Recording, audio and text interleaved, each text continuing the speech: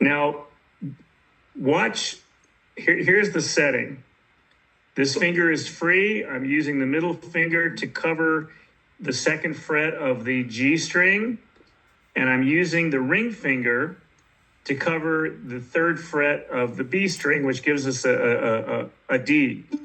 Now, I want you to observe, there's going to be some movement of fingers, but there's one finger that never moves. Watch it. Ready? Yes.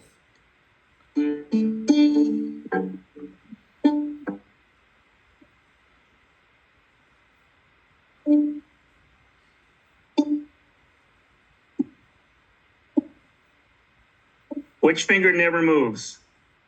This finger. This finger. Which one? The third fret. The The D third. fret. Third fret on the B string, which is called the ring finger, right? Wait. And that's what gives us the constant D, that D note, that higher D note that never changes. And that gives it a very distinctive sound. So here we go again. So this is the one that's called D, F sharp over D, because here's your F sharp. See it? Yeah. It's the second fret of the low E string, gives you an F sharp. So the D is always there.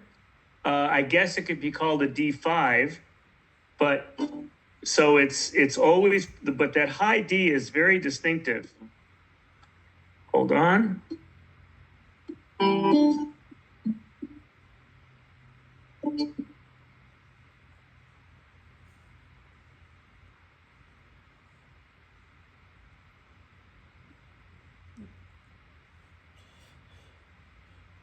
You could hear it. It's really consistent. We can't really hear it. It goes in and out. Right.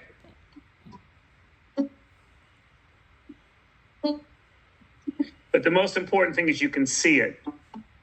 Right. So now the other chord that I want you to pay very close attention to is the one that I gave you a readout on. I don't know if you had a chance to send it to Giuseppe or not. No, but I decided I'm going to put the clips together today and send to him everything today. Okay, that's good. We are one people. Let's see. We are one people. One story. One tapestry we weave. We are many people sharing many stories, only one legacy we leave. Could you hear my voice? Yes. Okay, so you couldn't hear the guitar, but you could hear this is the configuration. Let's see if you can see it. Look. Okay, very simple.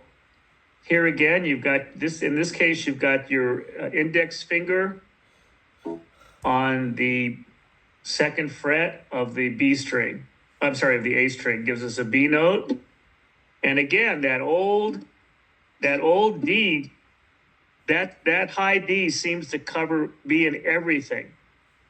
It really never changes. It's a very nice open chord. We are one people, one story, one tapestry we weave. We are many people sharing many stories, only one legacy we leave. So that's the B part. But again, here's what it looks like. You want to try and grab a picture of it? Or I've already given you what the notes are, so you don't have to mess with it. And what I'm doing with my right hand is I'm finger picking. You can see the finger picking. You see it? Yes. And again, I only have a 2-finger pick. A lot of guitarists have 3-finger pick. Some people still 2-finger pick is a valid form. I wish I had the three finger. I'm still working on it after all these years. And what's interesting is that when I told AI to name the chord for me and I gave it the notes, by the way, it'll do that. Oh. It's got a lot of musical information. It came up with a number of different possibilities, and what it called it was an E minor 7, but it's not really, it's calling it an E minor 7 is not doing it justice, because it would depend on how the note is stacked. And I'm really curious to see how, when you give that over to Giuseppe, what name he gives to the chord and how he names it. The ring finger.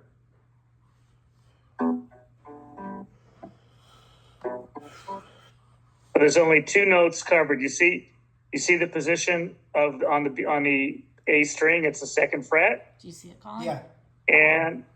And on the B string, it's the third fret. So the notes that were actually, let me spell this out. The notes that are actually being played, you want to make a note of that. Where Okay. did it go here? The notes that are actually being played, I gave you the configuration, but in practical terms, and Giuseppe could probably spell the chord better than I can. There's a low E, then there's a low E, a low B, because A on the second fret becomes a B. The D is open, so it's E, B, D, G, D. Okay. And the E could also be played. It wouldn't be a problem if you played all the way, if you literally played every note. None of those notes would conflict, because remember, we've got the E on the bottom. Having the E on the top would be fine. We have a B. I'm just trying to think, if you've got an E and a B, it could be spelled as an E chord. It could also be spelled as some variation of a G chord, I think. And when I mean spelled, it depends on how you layer it, how you configure it. But with those notes, and I'll try a little AI magic also, and I'll look at some chord charts. I don't know right now. I think it's some form of an E chord with a suspension in it. The D would be, normally an E minor chord would not have a D in it. The D would become either a second or it'd be the seventh, actually. So play with that, but you have a picture of what it looks like literally and figuratively. But it's of all of the chords that I that I played with on the bridge, it feels, it's very spacious. It's a very wide open feel, which really complements the melody. And then it becomes, we're kind of in a very ethereal place with this.